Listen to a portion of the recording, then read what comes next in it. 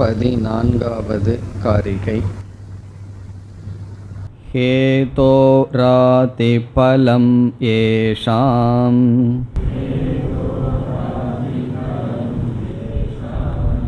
आतिर्हेतुः फलस्य च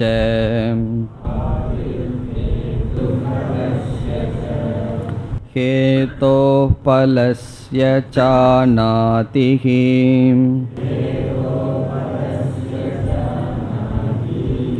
कथं तैरुपवर्ण्यते.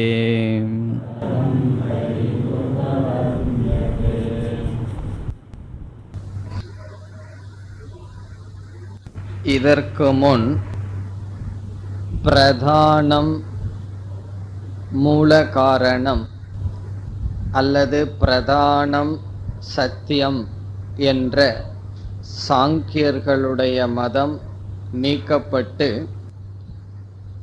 இந்த 14வது காரிகையிலிருந்து 23வது காரிகை வரை வேறு கருத்துக்கு வருகின்றோம்.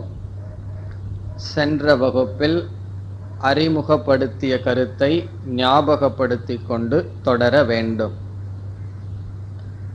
இந்த பகுதியில் நாம் இறுதியாக பார்க்க போகின்ற கருத்து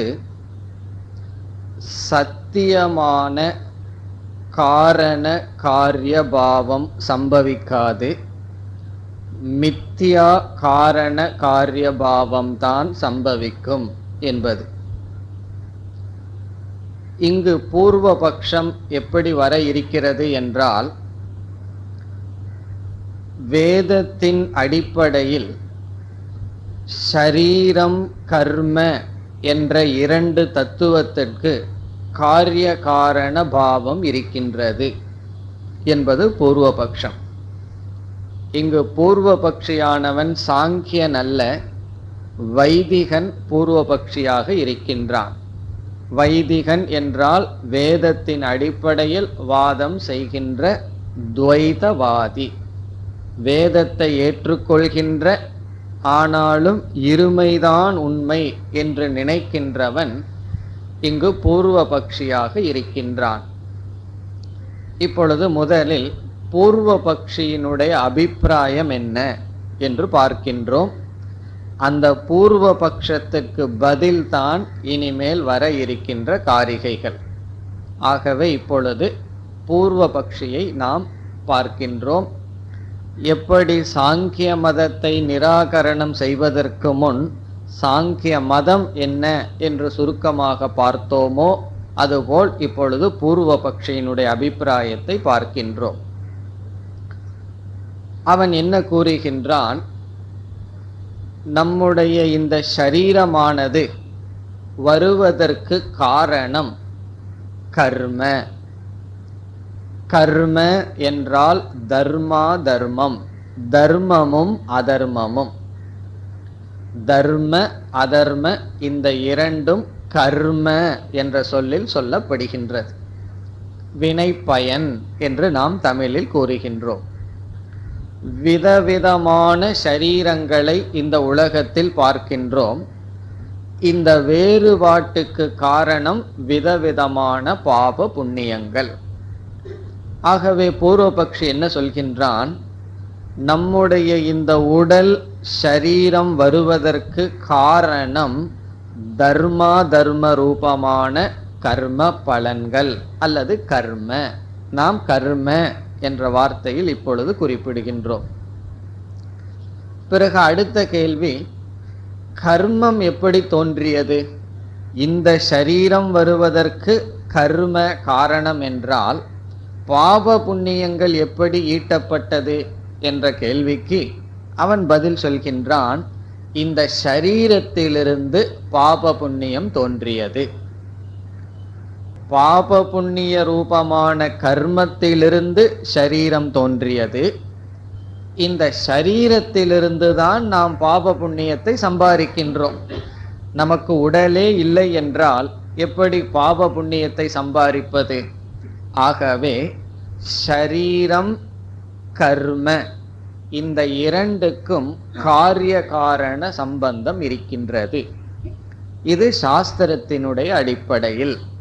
வேதமானது நல்ல கர்மங்களை செய்தால் புண்ணியம், அதற்கு தகுந்த உடல் லோகம் கிடைக்கிறது என்று சொல்கிறது. தவறான கர்மத்தை செய்தால் பாபம் வரும், அதற்கு தகுந்த உடல் லோகம் கிடைக்கின்றது என்று சொல்கிறது. பிறகு பாப புண்ணியத்தை சரீரத்திலிருந்துதான் பெற முடியும் என்றும் வேதம் சொல்கின்றது.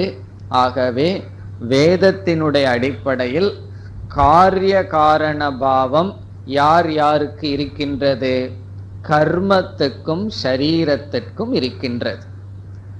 காரிய காரண பாவம் கர்மத்திற்கும் சரீரத்திற்கும் இருக்கின்றது. பிறகு என்ன சொல்கின்றான்? அடுத்து அவனுடைய கருத்து, இந்த காரிய காரண பாவ ரூபமான சரீரமும் கர்மமும் அனாதியாக இருந்து வருகிறது. இதற்கு தோற்றமே இல்லை, பரம்பரையாக இருந்து வருகின்றது. இதுதான் பூர்வபக்ஷியினுடைய கருத்து. அவனுடைய இரண்டு கருத்து. முதல் கருத்து, ஷரீரத்திற்கும் கர்மத்திற்கும் காரிய காரண பாவம் இருக்கின்றது. அவனுடைய இரண்டாவது கருத்து, இந்த காரிய காரண பாவமானது அனாதியாக இருக்கின்றது. முதலில் ஷரீரம், ஷரீரத்திலிருந்து கர்மம் தோன்றியது, கர்மத்திலிருந்து அடுத்த ஷரீரம், அடுத்த ஷரீரத்திலிருந்து கர்ம என்று இது அனாதியாக தொடர்கிறது.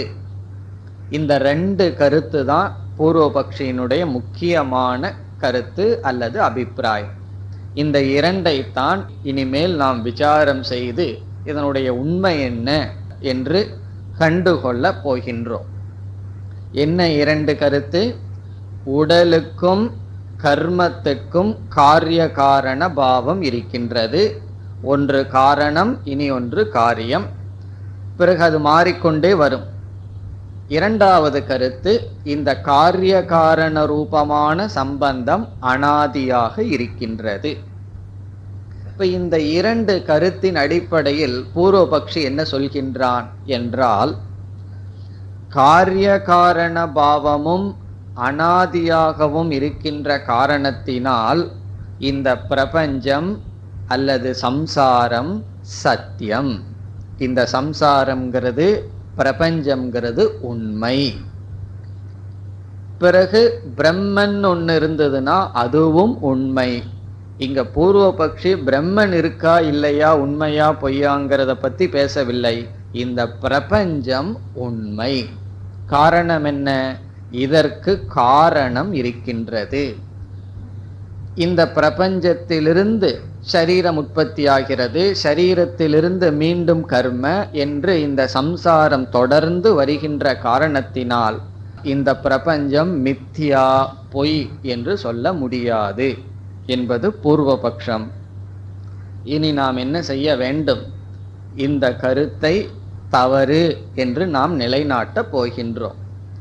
இந்த பூர்வபக்ஷத்தை நாம் நீக்குவதன் மூலம் வேறு ஒன்றை நாம் நிலைநாட்ட இருக்கின்றோம்.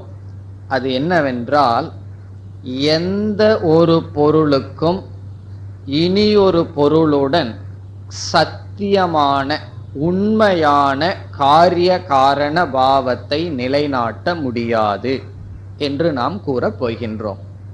நம்முடைய சித்தாந்தம் என்ன? எந்த ஒரு இரண்டு பொருளுக்கும் இது காரணம் இது காரியம் என்று நிலைநாட்ட முடியாது. இவ்விதம் நாம் நிலைநாட்டுவதிலிருந்து என்ன வேறொரு கருத்தை நிலைநாட்டுகின்றோம்? இந்த பிரபஞ்சம் வெறும் தோற்றம்.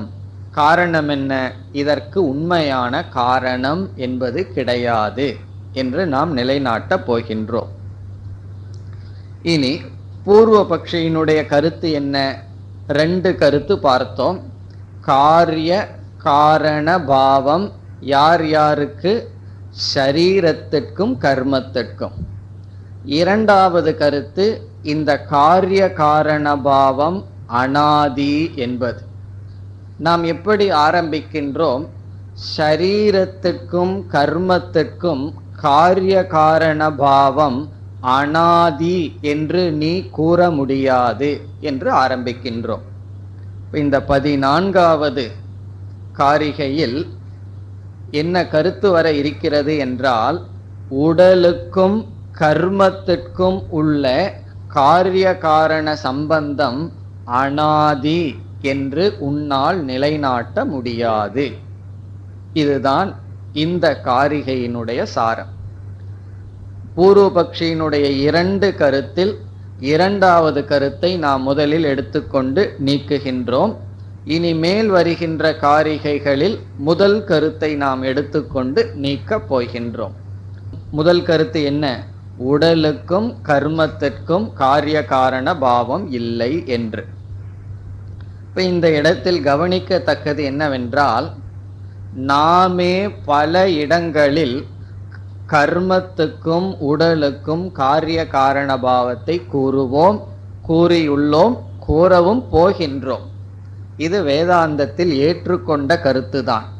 நாமளே பல இடத்துல சொல்லியிருப்போம், இந்த உடல் கர்மத்தினால வந்தது, பிறகு இந்த உடலினால் கர்மம் உற்பத்தியாகும், அது அடுத்த உடலுக்கு காரணமாக இருக்கும், இது அனாதியாக இருக்கின்றது என்று நாம் எந்த கருத்தை இப்பொழுது பூர்வபக்ஷம் என்று சொன்னோமோ அந்த கருத்தை நாமளே கூறிக்கொண்டு இருந்தோம், கூறிக்கொண்டு இருப்போம். பிறகு ஏன் இதை பூர்வபக்ஷம்னு சொல்லி இங்கு கௌடபாதர் இதை நீக்குகிறார் என்றால், பூர்வபக்ஷி என்ன கூறுகின்றான்? இந்த காரிய காரண பாவமும் அனாதியும் சத்தியம் என்பது பூர்வபக்ஷம். நம்முடைய கருத்து இது மித்யா, இது சத்தியமல்ல, இது பொய்யான காரிய காரண பாவம். பிறகு இந்த அனாதி என்பதும் உண்மையல்ல.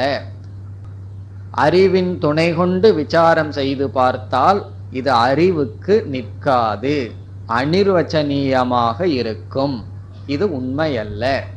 இந்த காரிய காரண பாவமும் பிறகு அனாதி என்ற கருத்தும் மித்யா, மித்யாவான அனாதி, மித்யாவான காரிய காரண பாவம்.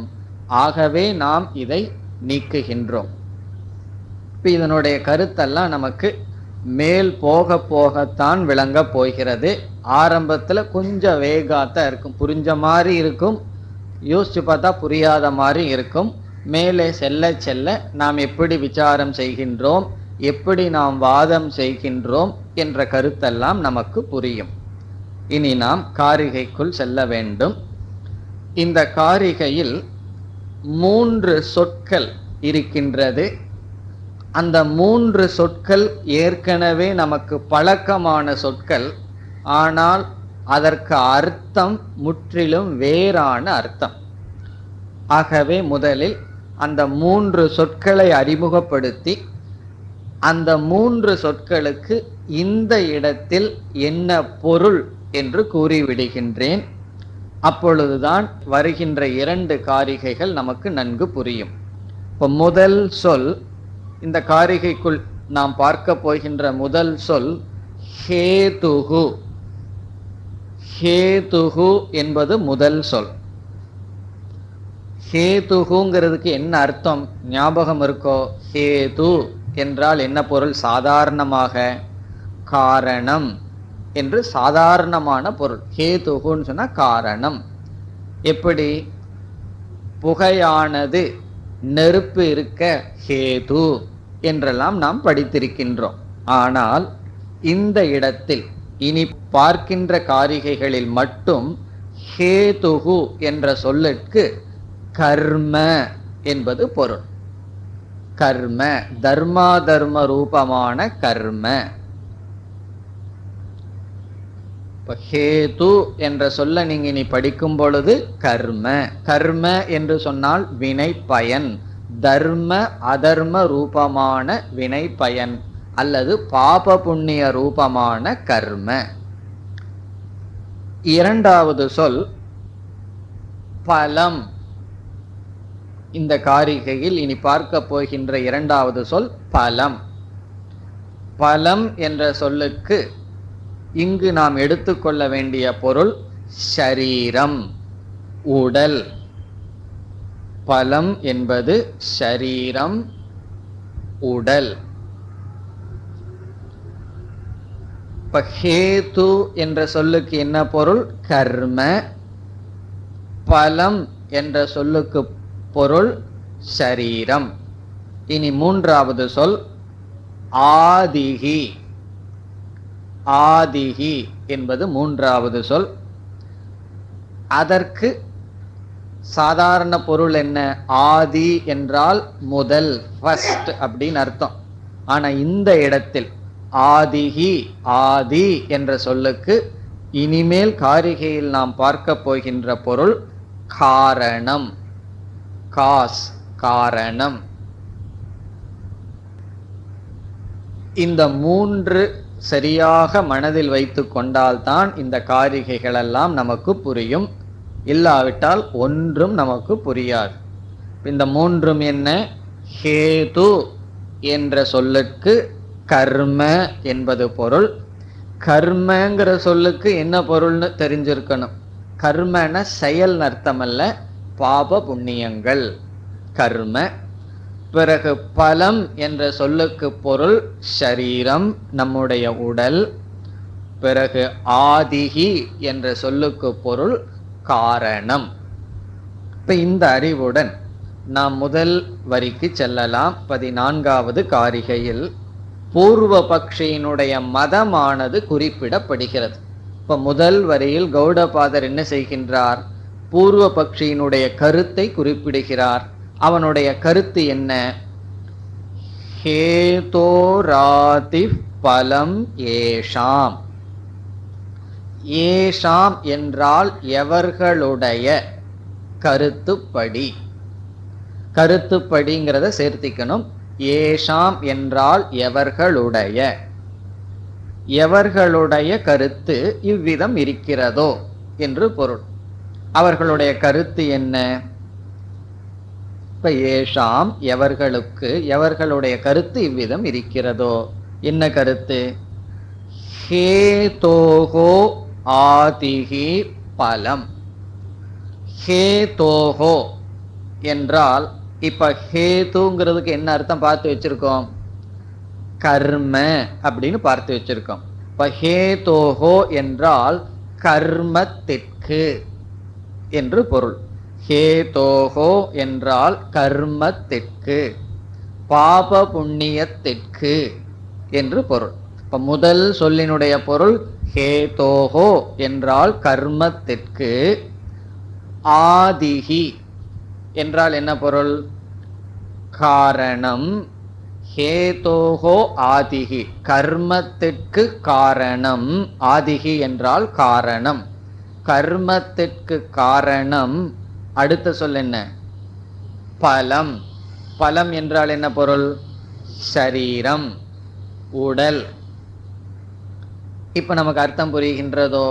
கர்மத்திற்கு காரணம் சரீரம்.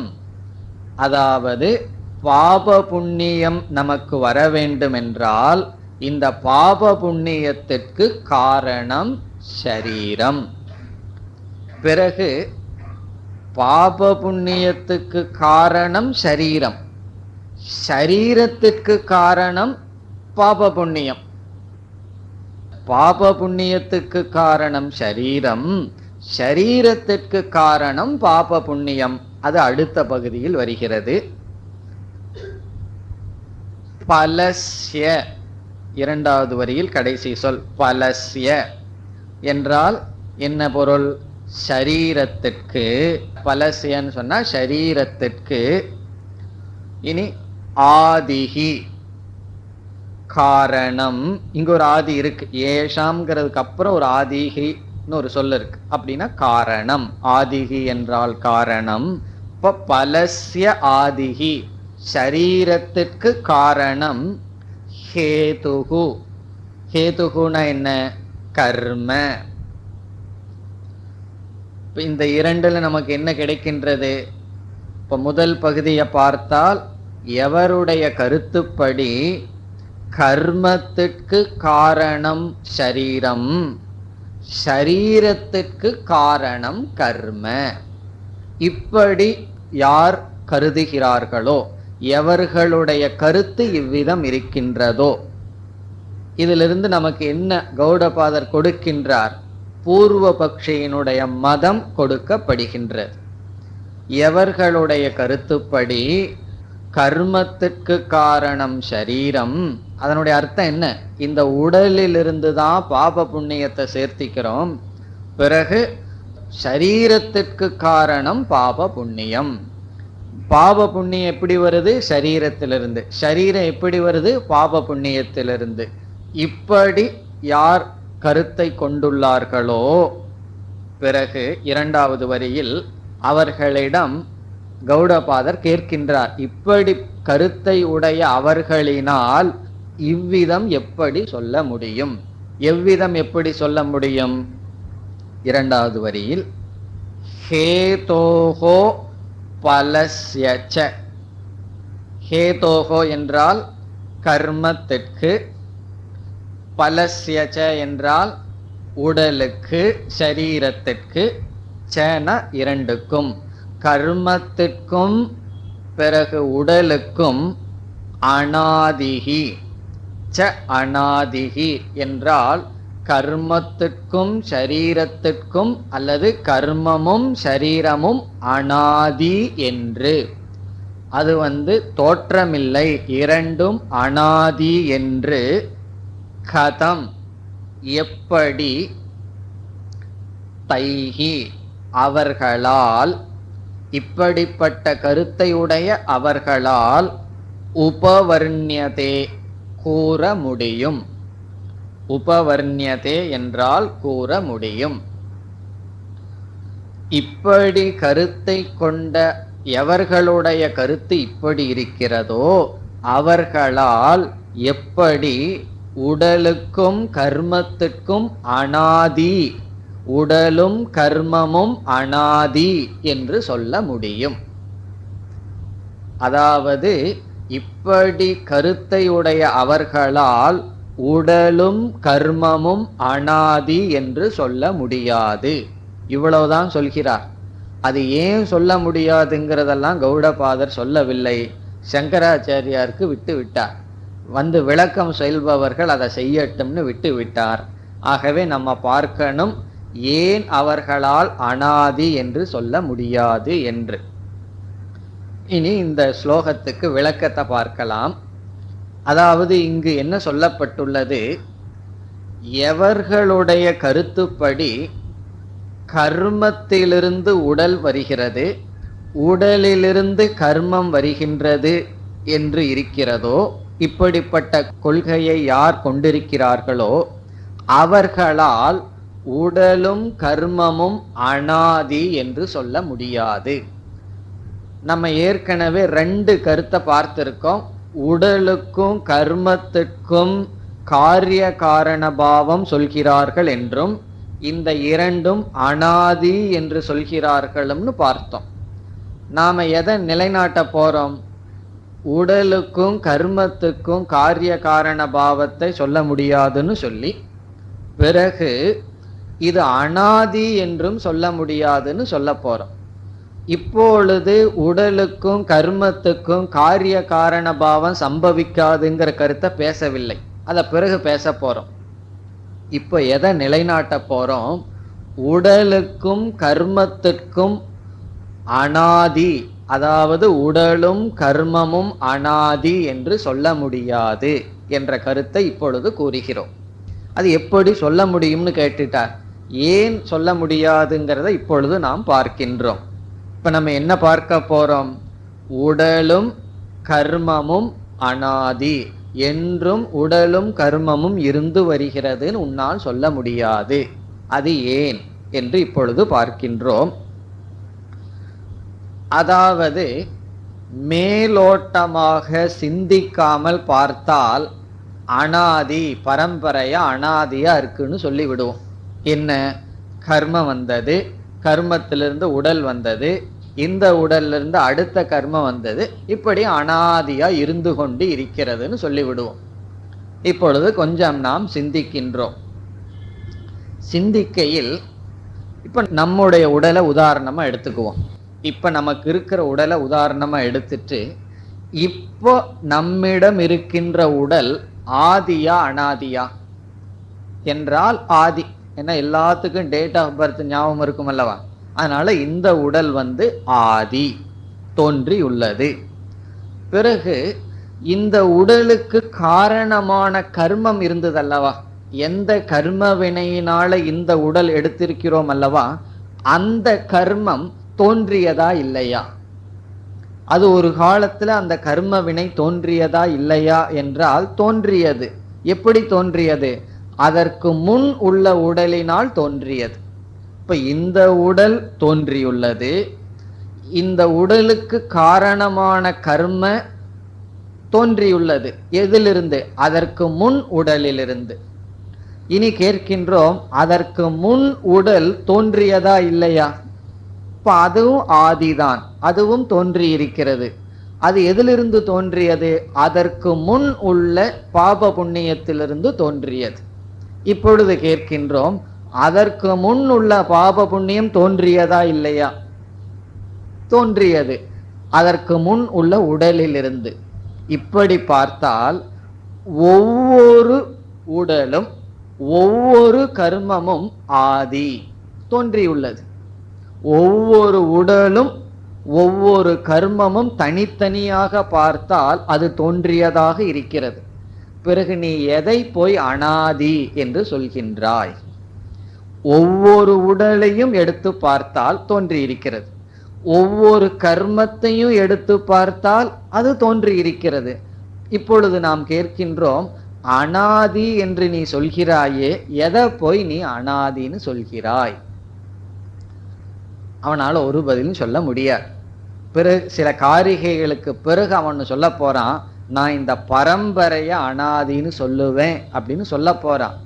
அதற்கு நாம் பதில் சொல்ல போறோம், பரம்பரை அப்படிங்கிறது ஒரு வஸ்துவே அல்ல, ஒரு பொருள் அல்ல, அது உன்னுடைய மனசில் இருக்கிற கற்பனை. இந்த பதில் இங்க வரல. இனி உங்களுக்கு வரலாம் மனசுல, நாங்க அந்த பரம்பரையை சொல்றமேன்னு வந்து விட்டால் இத பூர்வபக்ஷி சொல்ல போறான். இவனா பூர்வ பக்ஷியை இந்த மாதிரி நம்ம சொல்ல வைக்க போறோம். இப்படியெல்லாம் கேள்வி கேட்டு கடைசியில் அவனை என்ன சொல்ல வைப்போம்?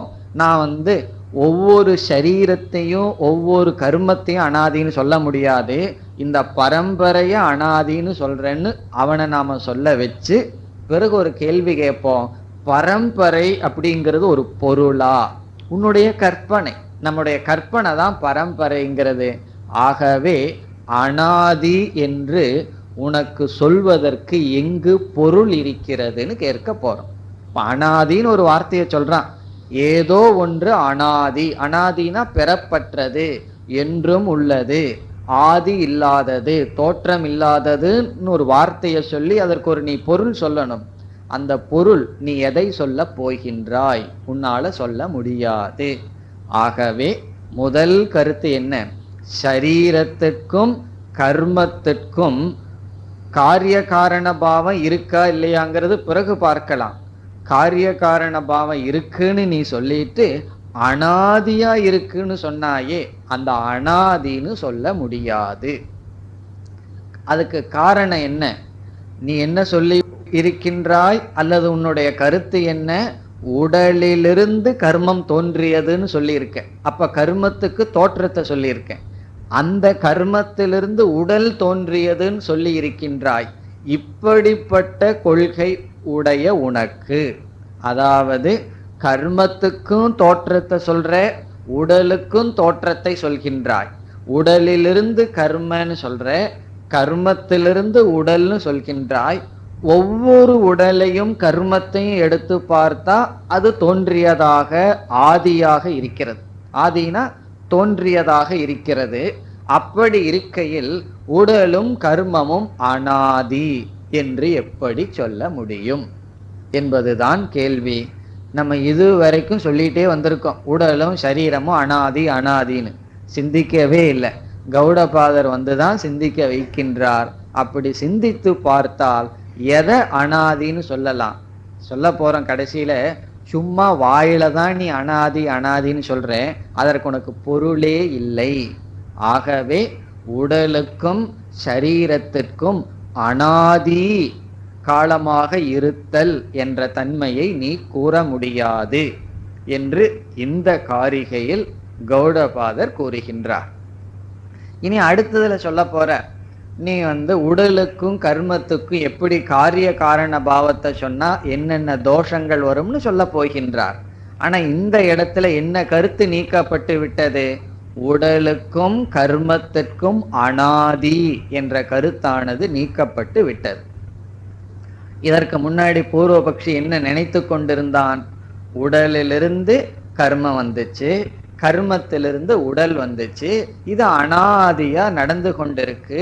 இப்படி இருக்கையில இங்க எங்க மித்தியா வந்தது?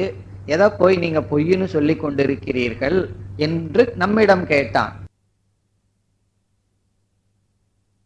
காரணம் என்ன? உன்னுடைய கொள்கைப்படி உடலிலிருந்து கர்ம, கர்மத்திலிருந்து உடல். இப்பொழுது நான் ஒவ்வொரு கர்மத்தையும் உடலையும் எடுத்தெடுத்து பார்க்கிறேன். அப்படி பார்த்தால் ஒவ்வொரு உடலும் ஒவ்வொரு கர்மமும் ஆதி. இந்த இடத்துல ஆதின்னு சொன்னா என்ன அர்த்தம்? தோன்றியுள்ளது.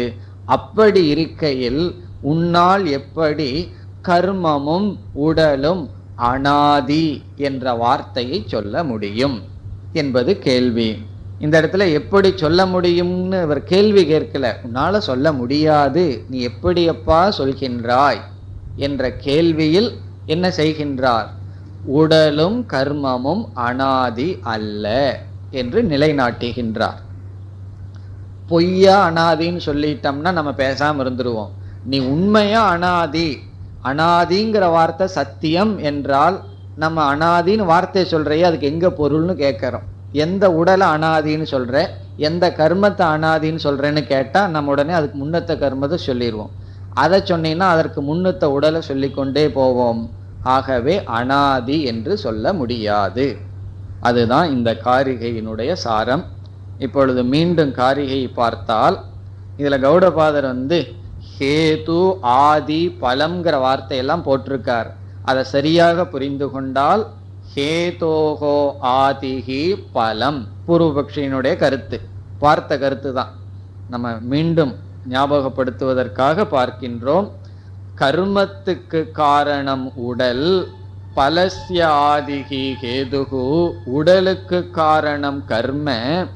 இப்படி அவர்களுக்கு கொள்கை இருக்கின்றதோ அவர்களால் ஹேதோகோ பலஸ்யச்ச, கர்மத்துக்கும் உடலுக்கும் அனாதிகி, தோற்றமற்றது, அனாதியாக இருக்கின்றது என்று அவர்களால் கதம் உபவர்ணியதே, எப்படி சொல்ல முடியும்? இப்ப இதிலிருந்து நமக்கு என்ன கிடைச்சிருக்கு என்றால், இந்த உடலுக்கும் கர்மத்துக்கும் உள்ள காரிய காரண சம்பந்தம் அனாதியா இருக்குன்னு ஒன்னால சொல்ல முடியாது. உடலும் கர்மமும் காரிய காரண பாவத்துடன் அனாதியாக இருந்து கொண்டு வந்தது என்று சொல்ல முடியாது. ஆனா நம்ம இதை சொல்லியிருக்கோம். எந்த கோணத்துல சொல்லியிருக்கோம்? இது மித்யா பிரவாகமாக இருந்து வந்ததுன்னு சொல்லியிருக்கோம். பூர்வபக்ஷி என்னைக்கு சத்தியம்னு சொல்றானோ அப்பொழுது இந்த கேள்வியை நாம் கேட்டு உன்னால் கூற முடியாது. பிறகு பூர்வபக்ஷி நம்ம கிட்டையும் கேட்கலாம், உன்னாலும் கூற முடியாத பொழுது நீ எதற்கு கூறினாய்னா?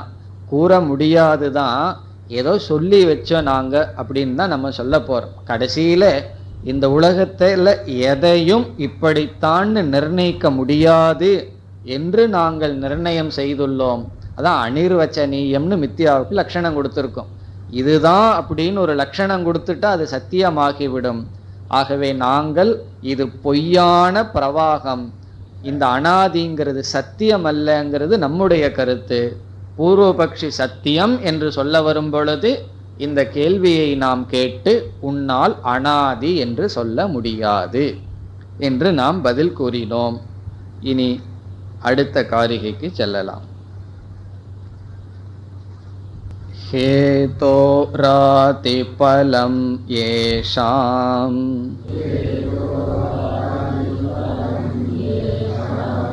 ஆதிர்ஹேது பலஸ்ய ச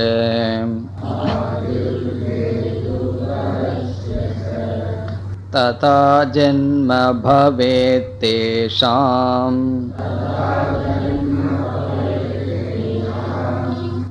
புத்ரா ஜன்ம பிதுர்யதா.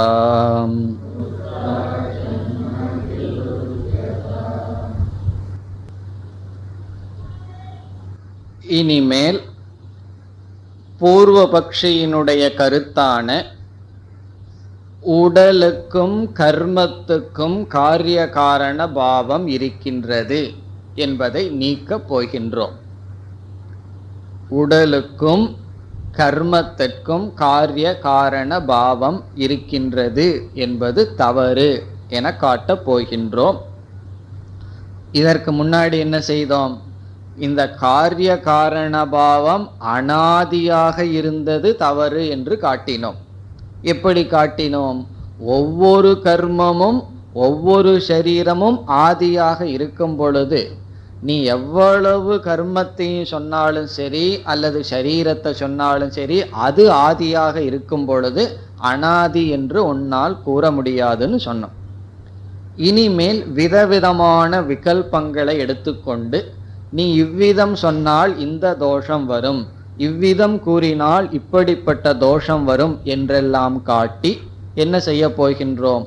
உன்னால் உடலுக்கும் கர்மத்திற்கும் காரிய காரண பாவத்தை நிலைநாட்ட முடியாது என்று நிலைநாட்ட போகின்றோம். இப்ப நம்ம என்ன நிலைநாட்ட போறோம்? நம்ம என்ன எஸ்டாப்ளிஷ் பண்ண போறோம்?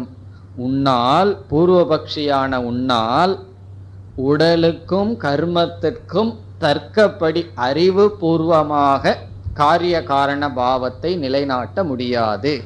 நீ இவ்விதம் நிலைநாட்ட முயற்சி செய்தால் இந்த தோஷம் வரும் என்று நாமளே என்ன செய்கிறோம்? உன்னுடைய கருத்து இவ்விதமாக இருந்தால் இப்படிப்பட்ட நிலை உனக்கு ஏற்படும் என்று சொல்ல போகின்றோம். இங்கு நாம் இந்த 15வது காரிகையில் நாம் எடுத்துக்கொண்ட கருத்து என்னவென்றால், ஒரு கால் நீ இவ்விதம் கூறினால், எவ்விதம்? பூர்வபக்ஷி சொல்றான், இந்த சரீரத்திலிருந்து என்ன வந்தது?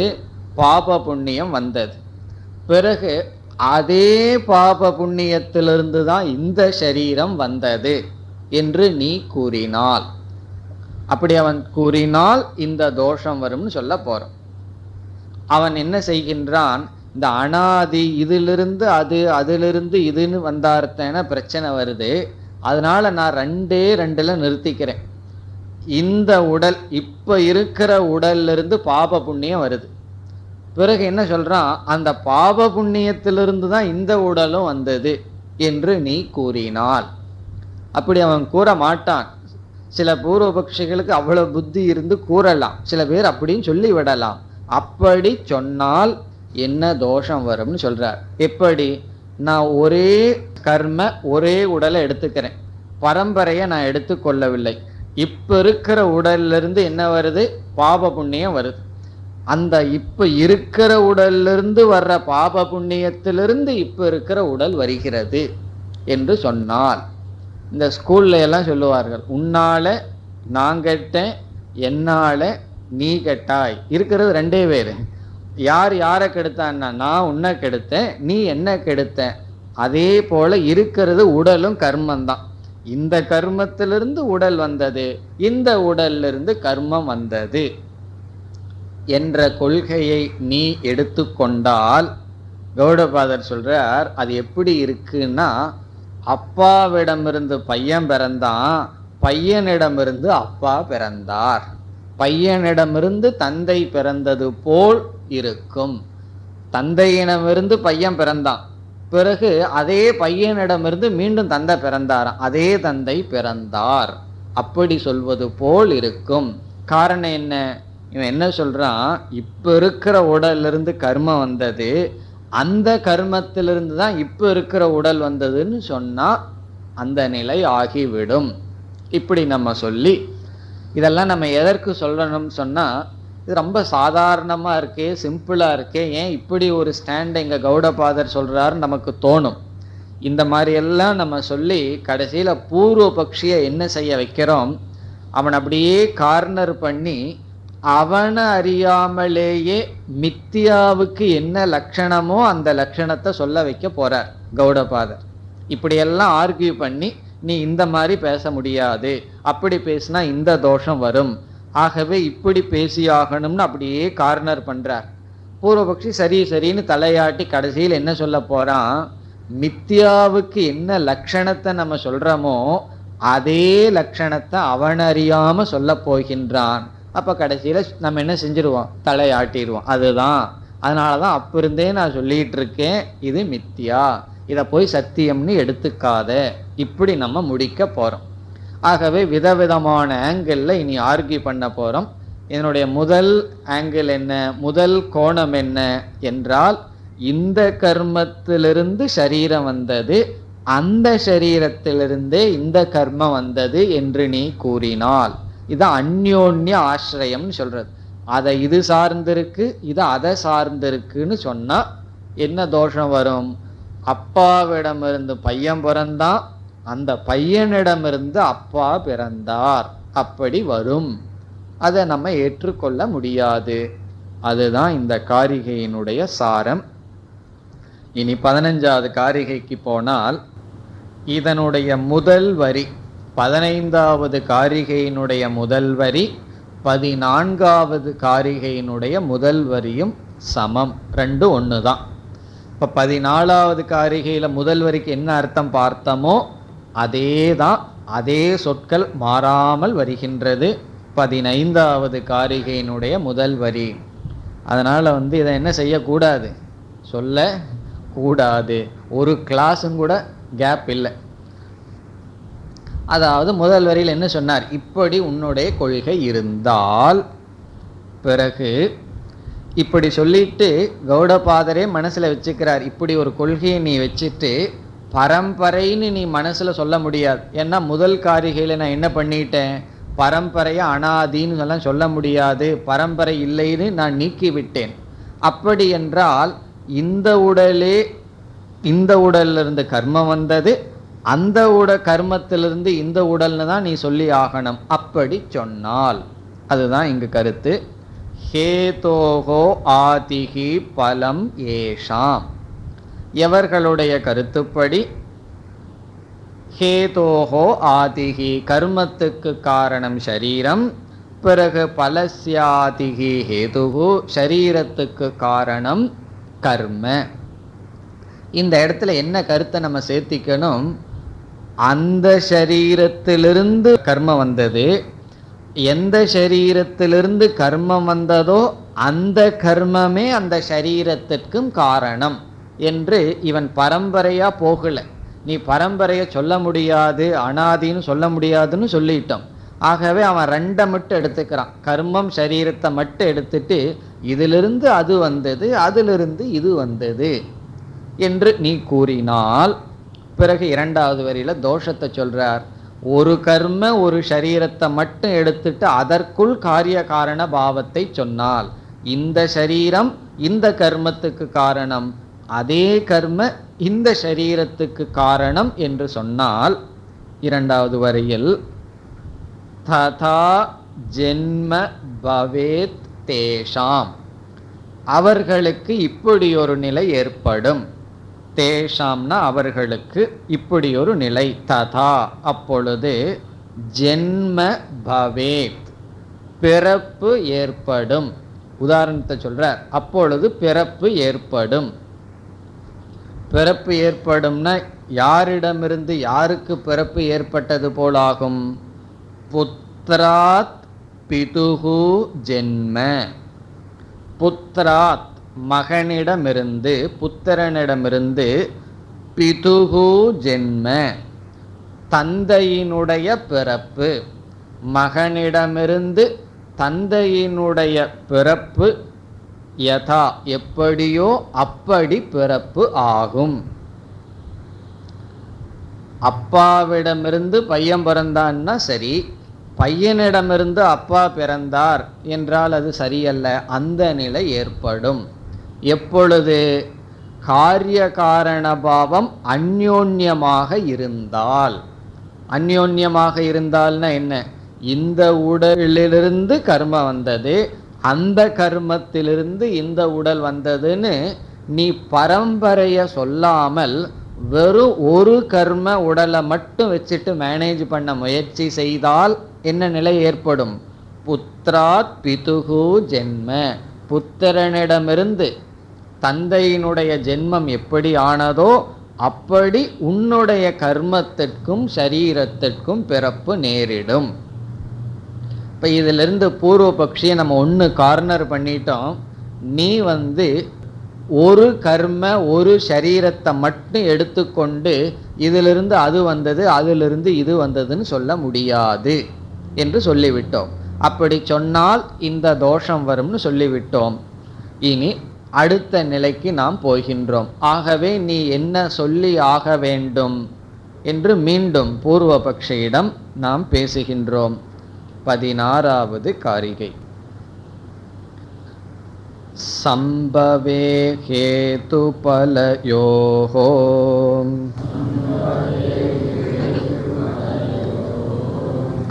ஏஷிதவ்யः க்ரமஸ்த்வயா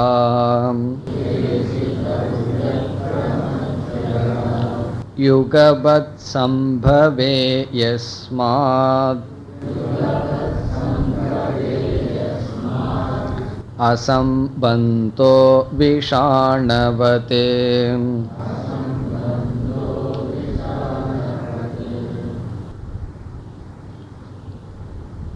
இனி நாம் என்ன செய்ய போகின்றோம்? பூர்வபக்ஷியிடம் ஒரு நிபந்தனை ஒன்று கூறுகின்றோம். காரிய காரண பாவத்தை ஏதாவது இரண்டுக்கு நீ நிலைநாட்ட வேண்டும் என்றால், இந்த இடத்துல சரீரம் கர்ம இது மட்டுமல்ல, ஏதாவது இரண்டு பொருளை எடுத்துக்கொண்டு இந்த ரெண்டு பொருளுக்குள் இது காரணம் இது காரியம் என்று நிலைநாட்ட வேண்டுமென்றால் நீ கண்டிப்பாக ஒரு நியதியை கையாள வேண்டும் என்று ஒரு நியதியை சொல்ல போறோம். இந்த நியதியை நீ ஏற்றுக்கொண்டுதான் ரெண்டு பொருளுக்கு ஒன்று காரணம் ஒன்று காரியம்னு சொல்லி ஆக முடியும். வேற வழி இல்லாமல் நீ அந்த நியதியை ஏற்றுக்கொண்டு தான் ஆகணும்னு சொல்ல போகிறான். அவன் தலையாட்டுவான், ஆமாம் நான் அதை ஏற்றுக்கிறேன், இதில் ஒன்றும் தப்பில்லைன்னு சொல்லுவான். பிறகு என்ன சொல்ல போகிறோம்? அந்த நியதி சம்பவிக்காதுன்னு சொல்ல போகிறோம். இந்த நியதியை நீ ஏற்றுக்கொண்டு தான் ரெண்டு பொருளுக்கும் காரிய காரண பாவத்தை சொல்ல முடியும். இப்போ ரெண்டு பொருளை எடுத்துட்டு இது காரணம் இது காரியம் என்று சொல்ல வேண்டுமென்றால் ஒரு நியதி அறிமுகப்படுத்தப்படுகிறது. அந்த நியதி என்னவென்றால் கிரமம் என்பது நியதி. அந்த நியதிக்கு பேரு கிரமம். கிரமம் என்றால் இது முன் இருந்தது இது பின் இருந்தது என்கின்ற ஆர்டர். கிரமங்கிறதுக்கு இங்கிலீஷ்ல ஆர்டர். ஆர்டர்னா என்ன? இது முன்னாடி இருந்தது இது பின்னாடி வந்தது என்ற ஆர்டரை நீ சொல்லித்தான் ஆகணும். எதற்கு? நீ ஏதோ ஒரு ரெண்டு பொருளை அறிமுகப்படுத்தி இந்த ரெண்டு பொருளை அறிமுகப்படுத்தினதற்கு பிறகு ஒரு பொருளை காரணம்னு சொல்ற ஒரு பொருளை காரியம்னு சொல்ற. இப்படி ரெண்டு பொருளை அறிமுகப்படுத்தி அதில் ஒரு பொருள் காரணமாகவும் இனி ஒரு பொருள் காரியமாகவும் இருக்க வேண்டும் என்றால் இந்த ரெண்டுக்கும் கிரமத்தை சொல்லி ஆகணும். கிரமம்னா என்ன கிரமம்? இது முன் இருந்தது இது பின் வந்தது என்ற கிரமத்தை சொல்லியாக வேண்டும். இதிலிருந்து என்ன சொல்ல போறார்? கிரமத்தை சொல்லாம நீ காரிய காரண பாவத்தை நிலைநாட்ட முடியாது. கிரமம்னா என்ன? இது முன்னாடி இருந்தது இது பின்னாடி வந்ததுன்னு சொல்லித்தான் ஆகணும். அதுலேயும் எது முன்னாடி இருந்தது எது பின்னாடி வந்தது அது கிரமத்தையும் மாற்ற முடியாது. காரியம் முன்னாடி இருந்ததுன்னு சொல்ல முடியுமோ? காரணம் முன்னாடி இருந்தது காரியம் பின்னாடி வந்ததுன்னு சொல்லி முன் காரணம் பின் காரியம் என்ற கிரமத்தை நீ சொல்லியாக வேண்டும். பூர்வபக்ஷிக்கு இப்படி சொல்லும் போதே ஏதோ நம்ம மாட்டி வைக்க போறாருன்னு புரிஞ்சுட்டான்.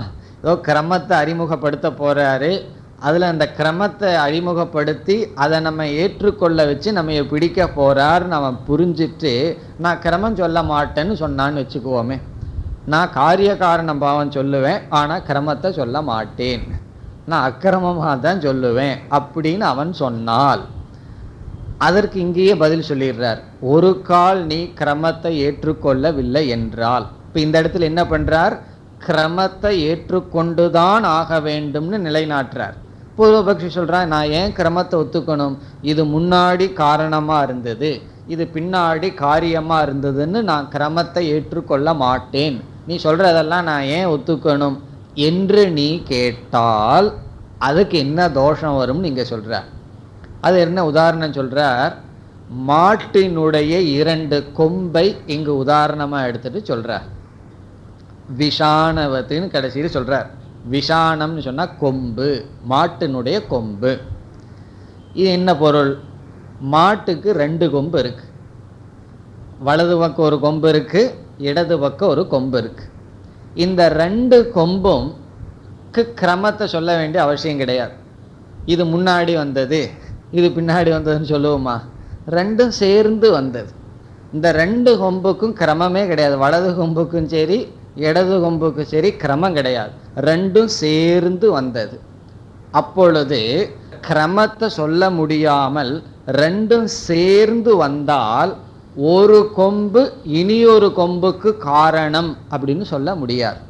2 கொம்புக்குமே காரணம் யாரு, 2 கொம்புக்கும் முன்னாடி இருந்த மாடு, கொம்பு பின்னாடி வந்தது.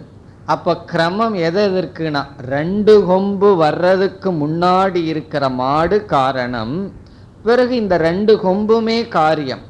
இந்த 2 கொம்புக்குள்ள காரிய காரணத்தை சொல்ல முடியாது. காரணம் என்ன, 2ம் சேர்ந்து வந்தது, 2க்கு கிரமம் கிடையாது. இப்ப கிரமத்தை நீ சொல்லல அப்படின்னு சொன்னா காரிய காரண பாவம் கிடையாது. எது போல, மாட்டினுடைய 2 கொம்பு போல அப்படின்னு சொல்றார். அதாவது சமமான வயதை உடைய 2 பேருக்கு காரிய காரண பாவத்தை சொல்ல முடியாது.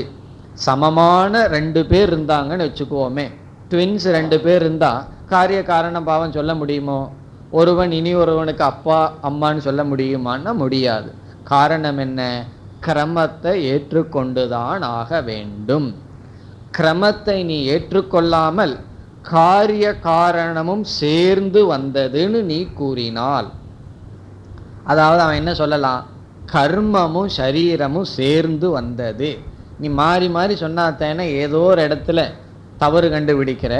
உடலும் உடனே வந்தது, உடனே கர்மமும் சேர்ந்து வந்ததுன்னா என்ன சொல்ல போறார், உடலுக்கும் கர்மத்துக்கும் காரிய காரண பாவம் கிடையாது. காரணம் என்ன, 2 தான் சேர்ந்து வந்திருக்கே. 2 சேர்ந்து வரும்போது ஒன்று இனி ஒன்றுக்கு எப்படி காரிய காரணமாகும், எதை போல, மாட்டினுடைய கொம்பை போல. மாட்டினுடைய கொம்பு சேர்ந்து வந்ததுனால ஒரு கொம்பு இனி ஒரு கொம்புக்கு காரணமோ காரியமோ அல்ல. ஆகவே என்னன்னா, நீ கண்டிப்பாக கிரமத்தை கூறித்தான் ஆக வேண்டும்னு சொல்லுவோம். இப்ப பூர்வபக்ஷியை எவ்வளவு தூரம் போய் நிறுத்தி இருக்கோம், நீ காரிய காரண பாவம் சொல்லணும்னு சொன்னா அந்த கிரமத்திலேயே 2ஓட நிறுத்த முடியாதுன்னு. சரீரம் உடலை வச்சு நிறுத்தினின்னு சொன்னா அந்யோன்ய ஆசிரியம் வந்து மகனிடமிருந்து அப்பா வந்த மாதிரி ஆயிரும்னு சொன்னோம்.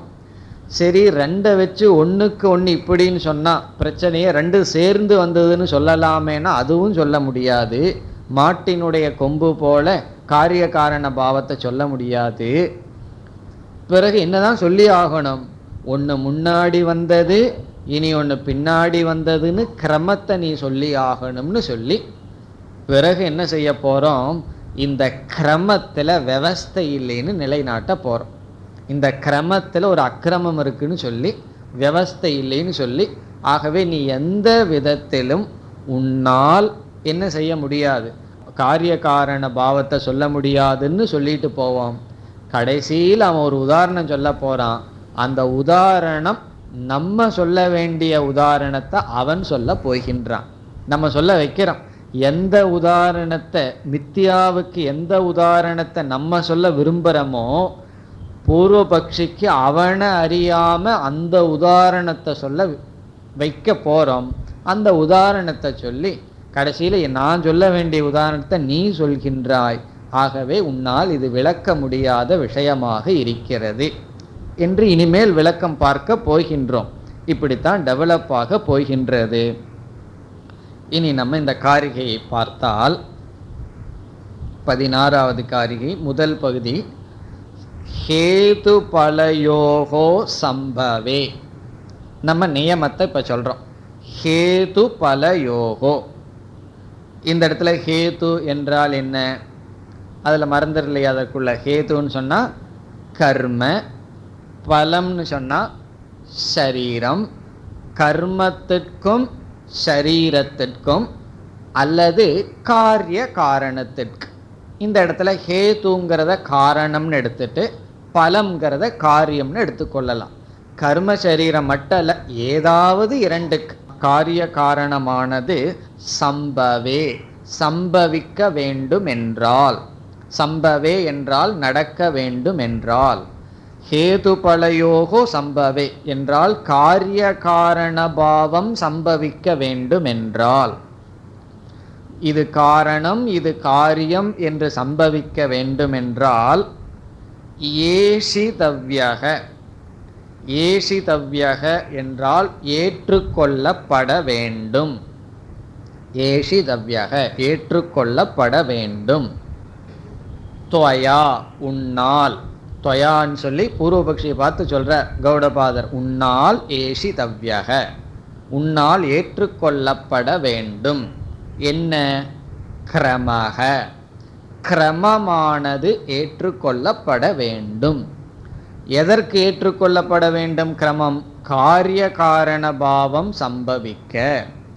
இது காரணம் இது காரியம் என்று இரண்டு பொருளை நீ குறிப்பிட்டால், ரெண்டு பொருளை நம்ம கிட்ட அறிமுகப்படுத்தி இது காரணம் இது காரியம்னு நீ சொல்ல வேண்டும் என்றால், நீ கண்டிப்பாக கிரமத்தை கூறியாக வேண்டும்.